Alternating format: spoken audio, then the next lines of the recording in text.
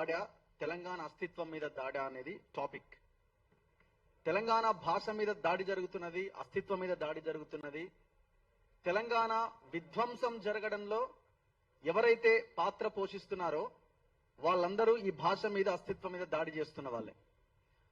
అందులో ప్రధానంగా మనం మాట్లాడుకోవాల్సింది ఇప్పటి వరకు ఒక లెక్క, ఇక ముందు ఒక లెక్క అనేది మనం ఫోకస్ చేయాలి. ఇప్పటి వరకు ఒక లెక్క, ఇక ముందు ఒక లెక్క. పాలకు పాలు, నీళ్లకు నీళ్లు తేలిపోవాల్సిన అవసరం ఉన్నది.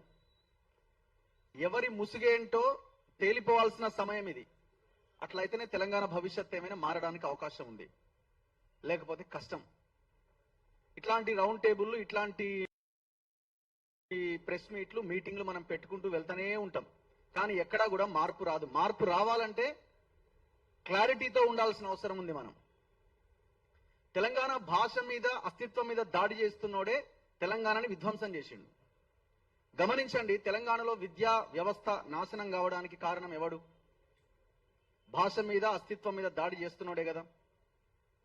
తెలంగాణలో ఫార్మా ఇండస్ట్రీ వేళ్ళూనుకుపోయి తెలంగాణ వాతావరణాన్ని, తెలంగాణ చెరువులని, తెలంగాణ పర్యావరణాన్ని పొల్యూట్ చేసినోడు ఎవడు? వ్యవస్థను మొత్తం ఆగం చేసినోడు ఎవడు? భాష మీద, అస్తిత్వం మీద దాడి చేసినోడు కదా ఈ విధ్వంసానికి కారణమైంది. తెలంగాణ హెల్త్ వ్యవస్థను మొత్తం నాశనం చేసినోడు ఎవడు? ప్రజారోగ్యాన్ని, ప్రభుత్వ ఆరోగ్యాన్ని, ప్రజలకు ఆరోగ్యం లేకుండా చేసినోడు ఎవడు? వీళ్ళే కదా. మరి ఈ విధ్వంసం మీద కూడా మనం చర్చించాల్సిన అవసరం ఉంది కదా. మరి ఇదెప్పుడు మాట్లాడాలా? సో ఈ విధ్వంసం చేసిన వాళ్లతోనే మన రాజకీయ వ్యవస్థ మొత్తం చేతులు కలిపింది. ఇప్పుడు ప్రతి పార్టీకి అనుబంధంగా కొంతమంది మేధావులు ఉన్నారు. కొంతమంది బీఆర్ఎస్ మేధావులు ఉన్నారు, కొంతమంది కాంగ్రెస్ మేధావులు ఉన్నారు, కొంతమంది బీజేపీ మేధావులు ఉన్నారు. ఎవరి ఐడియాలజీ వాళ్ళకు ఉండొచ్చు, కానీ మీకు తెలంగాణ వాదము, తెలంగాణ అన్నప్పుడు అందరూ ఒకే తాటి మీదకి రావాలి కదా. ఎందుకు రాలేకపోతున్నారు? అందరూ ఒకే తాటి మీదకి వచ్చినప్పుడు, అందుకే అంటున్నాం, ఇప్పటి వరకు ఒక లెక్క, ఇక ముందు ఒక లెక్క. అందరూ కలిసి తెలంగాణ కోసం కొట్లాడినప్పుడే, తెలంగాణ వాదం అనే చర్చ వచ్చినప్పుడు, అందరూ కలిసినప్పుడే ఈ సమాజం మారడానికి ఏమైనా అవకాశాలు ఉంటాయి. ఫర్ ఎగ్జాంపుల్, ఇప్పుడు పవన్ కళ్యాణ్ తెర మీదకి వచ్చి మీ అయ్యా జాగీరా అన్నాడు. అందరూ మాట్లాడిరు, బీఆర్ఎస్ వాళ్ళు మాట్లాడిరు, కాంగ్రెస్ వాళ్ళు, కాంగ్రెస్ లో ఒక మంత్రి అయితే తొడలు కొట్టిండు, ఎగిరిండు, దుంకిండు.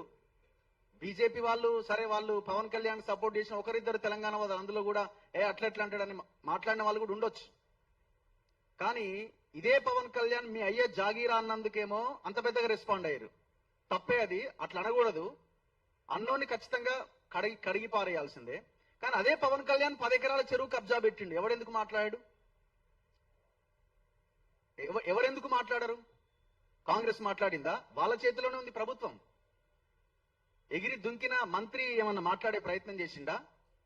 పవన్ కళ్యాణ్ అన్నాడు కదా, రేవంత్ రెడ్డి చెప్తున్నా వీలైతే తీసేసుకో నేను ఒకవేళ కబ్జా చేస్తే అని. మరి ఎక్కడ పోయింది మీరంతా? బీఆర్ఎస్ మాట్లాడిందా? బీఆర్ఎస్ లో ఎవరైనా పవన్ కళ్యాణ్ 10 ఎకరాల చెరువు సంగతి చెప్పాయని అడిగిరా? లేదు కదా. బీజేపీ వాళ్ళు అడిగిరా? లేరు కదా.